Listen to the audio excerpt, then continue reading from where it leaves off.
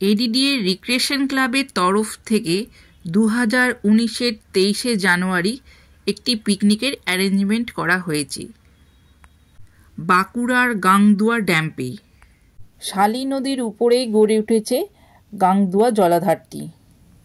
গাংদুয়া জলাধারটি শালী water reservoir নামেও পরিচিত।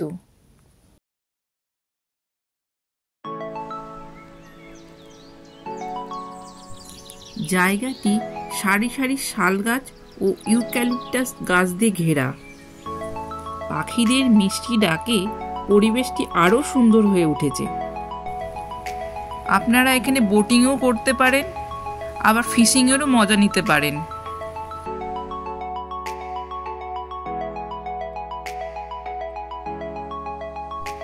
এটি একটি বাঁকুড়ার জনপ্রিয় পর্যটন কেন্দ্র হিসেবেই গড়ে উঠেছে। এত সুন্দর জায়গাতে আপনি ফটো তুলে আপনার জীবনের কিছু সুন্দর মুহূর্ত আপনি ফ্রেমবন্দি করতে পারেন।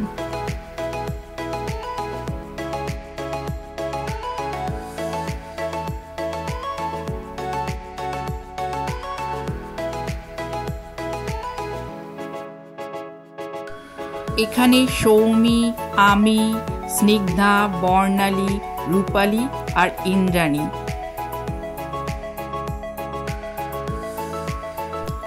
এটি একটি পিকনিক স্পট হিসেবে দারুণ সুন্দর জায়গা। এই যে আমাদের বর্ণালী ও বর্ণালীর ছেলে আয়ুষ। গাংদুয়া ড্যাম্পের একদম পাশেই রয়েছে কোরো পাহাড়। এটি তপোবন পাহাড় নামেও পরিচিত।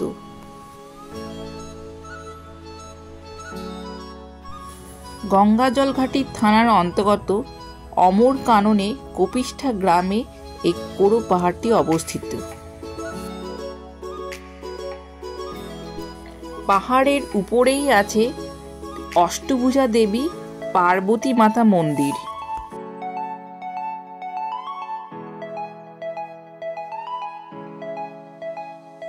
মন্দিরটি সকাল 8টা থেকে 11টা পর্যন্ত খোলা থাকে এবং বিকেলে 4টে থেকে 6টা পর্যন্ত খোলা থাকে। কথিত আছে হুগলির রাজা এখানে সাধনা করতে আসতেন এবং তিনি স্বপ্নাদেশ পেয়ে মন্দিরটির নির্মাণ করেন। এখানে প্রাচীন প্রথা অনুযায়ী মাকে মুড়ি ও তেলে ভাজার ভোগ হিসেবে নিবেদন করা হয়।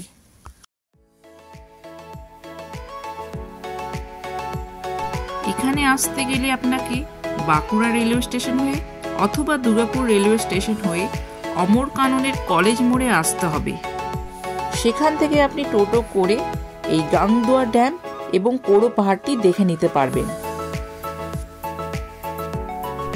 আপনারা ফেরার পথে অবশ্যই সূর্যাস্তটি দেখেই ফিরবেন। এই সুন্দর সানসেট ভিউটি আপনার মনের মধ্যে ফ্রেমবন্দি হয়ে থেকে যাবে। আপনারা চ্যানেলটিকে সাবস্ক্রাইব করতে ভুলবেন না এবং সঙ্গে থাকা বেল আইকনটিকে প্রেস করে দিন।